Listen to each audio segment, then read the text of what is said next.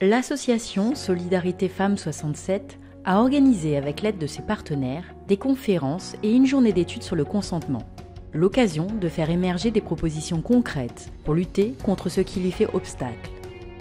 Lors de cette journée, de nombreux thèmes autour du consentement ont été abordés, mais également des ateliers permettant d'échanger, de sensibiliser, d'informer et de mieux comprendre ces enjeux. Le dictionnaire Larousse nous dit que le consentement, c'est une action de donner son accord à un projet, un acquiescement, une approbation, un assentiment. Au moment où ils ont réfléchi au contrat social, ils se sont dit « Ah, mais qu'est-ce qu'on va faire des femmes ?»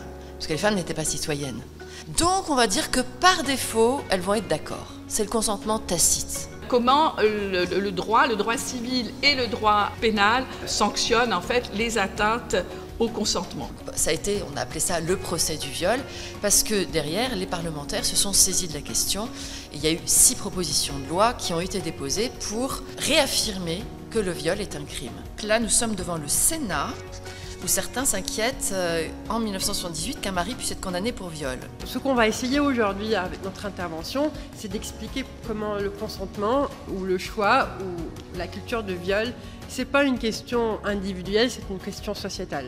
Cette culture du viol, elle est très dominante parce qu'à l'heure actuelle, on a un Français, Française sur 3 qui déresponsabilise le violeur si des femmes ont une attitude perçue comme provocante.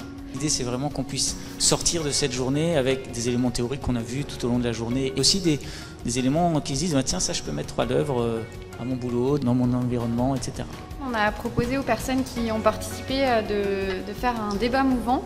La première phase, c'était les jeunes n'arrivent pas à parler de consentement, d'accord, pas d'accord. L'idée ensuite, c'est de prendre la parole et d'argumenter pourquoi vous avez choisi de vous mettre là. Oui, pas d'accord.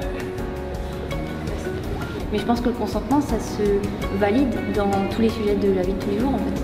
Comment on construit pour que ça ne soit pas des groupes de parole où ce sont les mêmes principes de domination qui se répètent. Qu'est-ce que c'est sa limite et où commence la mienne? Personne ne parle des directives anticipées pour les personnes en situation d'handicap. Il y a des patients pour qui le toucher est insupportable, donc on est gardienne de la physiologie. Une journée pour faire avancer ensemble les combats que nous menons.